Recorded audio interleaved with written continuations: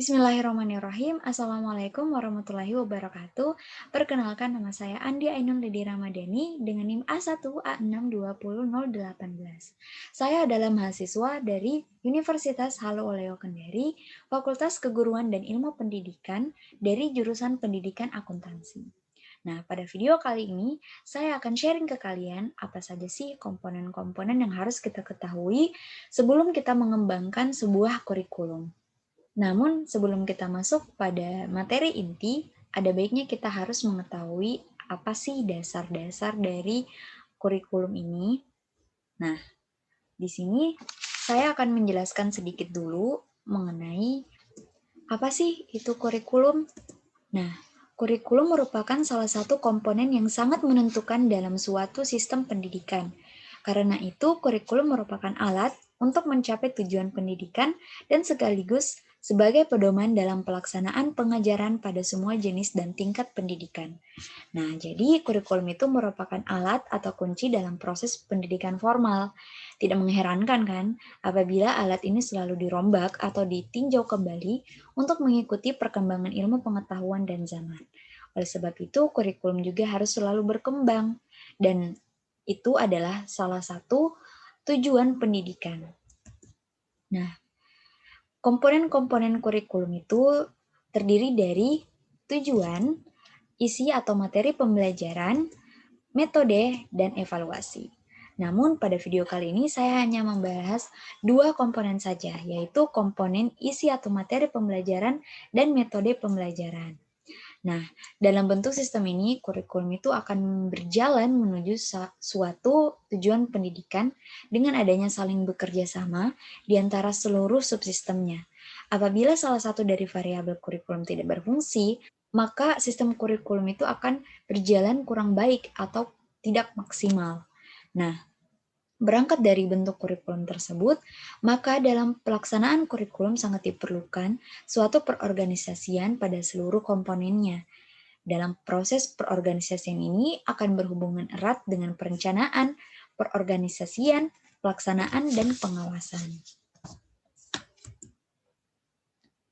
Nah, dalam proses kegiatan belajar mengajar, kurikulum merupakan aspek yang sangat penting karena kurikulum merupakan isi dan tujuan yang akan dibawa ke arah mana sih suatu proses pendidikan tersebut. Nah, jadi kurikulum itu sebagai pedoman penting dalam proses pendidikan, bukanlah merupakan sesuatu yang mutlak, tapi berjalan dan mengalir selaras dengan kebutuhan proses pendidikan itu sendiri. Nah, itu tadi penjelasan singkat mengenai dasar-dasar atau garis besar kurikulum itu. Nah, selanjutnya kita masuk pada poin yang pertama, yaitu komponen isi atau materi pembelajaran. Nah, isi atau materi kurikulum itu pada hakikatnya adalah semua kegiatan dan pengalaman yang dikembangkan dan disusun dalam rangka mencapai tujuan pendidikan.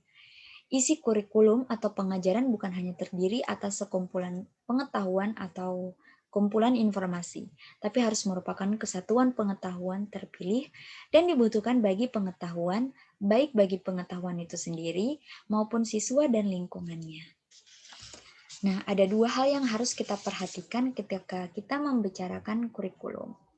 Yang pertama, isi kurikulum didefinisikan sebagai bahan atau materi belajar dan mengajar.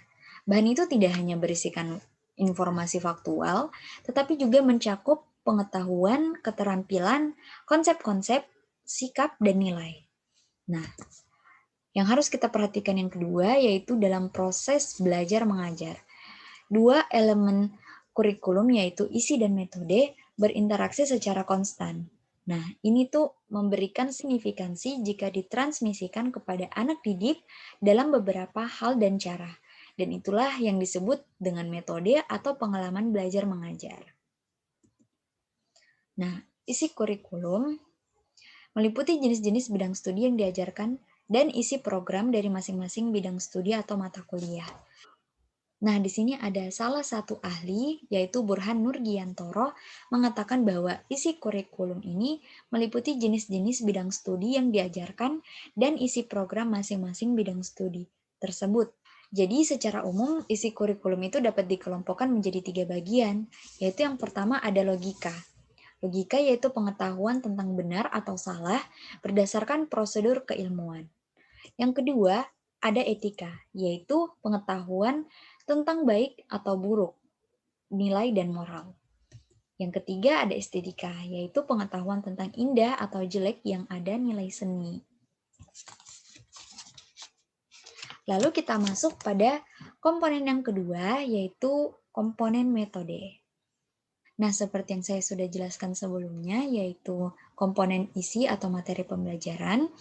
Setelah kita menentukan komponen itu, selanjutnya kita itu merumuskan bagaimana pelaksanaan komponen tersebut di lapangan agar sesuai dengan tujuan dan sasaran yang diharapkan. Implementasi kurikulum di lapangan sangat menentukan keberhasilan sebuah kurikulum. Untuk itu, komponen proses pembelajaran perlu disusun seahli pembelajaran dan media pembelajaran, sehingga dapat menghasilkan sebuah rumusan yang mudah untuk dilaksanakan oleh guru di lapangan. Nah, selain komponen isi atau materi pembelajaran, metode juga merupakan salah satu komponen yang digunakan dalam pelaksanaan pengajaran, penilaian, pengadaan bimbingan dan konseling, pengaturan kegiatan kampus secara keseluruhan, pemilihan metode kuliah, alat, dan sumber yang digunakan. Nah, jadi semua metode yang digunakan dalam pelaksanaan pendidikan pada suatu lembaga pendidikan adalah suatu untuk mencapai tujuan pendidikan yang merupakan bagian penting dari tubuh kurikulum.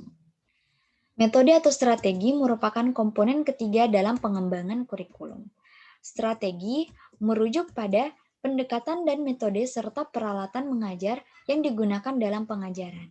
Tetapi pada hakikatnya strategi pengajaran tidak hanya terbatas pada hal itu saja. Pembicaraan strategi pengajaran tergambar dari cara yang ditempuh dalam pelaksanaan pengajaran, mengadakan penilaian, pelaksanaan bimbingan, dan mengatur kegiatan, baik secara umum berlaku maupun yang bersifat khusus dalam pengajaran. Nah, metode pembelajaran yang berorientasi pada guru tersebut mendapat reaksi dari kalangan progresisme. Menurut kalangan progresisme, yang seharusnya aktif dalam suatu proses pembelajaran adalah peserta didik itu sendiri. Peserta didik secara aktif menentukan materi dan tujuan belajarnya sesuai dengan minat dan kebutuhannya, sekaligus menentukan bagaimana cara-cara yang paling sesuai untuk memperoleh materi dan mencapai tujuan belajarnya. Pembelajaran yang berpusat pada peserta didik mendapat dukungan dari kalangan rekonstruktivisme yang menekankan pentingnya proses pembelajaran melalui dinamika kelompok. Nah, itu tadi penjelasan singkat saya mengenai dua komponen pengembangan kurikulum, yaitu komponen isi dan metode. Nah, hubungan antara komponen isi dan metode itu sangatlah dekat, tetapi keduanya dipisahkan menjadi elemen-elemen kurikulum. Masing-masing dapat dinilai dengan kriteria yang berbeda. Sekian dari video kali ini. Saya harap video ini dapat bermanfaat bagi kita semua dalam menjunjung ilmu pendidikan. Lebih dan kurangnya mohon dimaafkan. Billahi taufiq wal hidayah. Wassalamualaikum warahmatullahi wabarakatuh.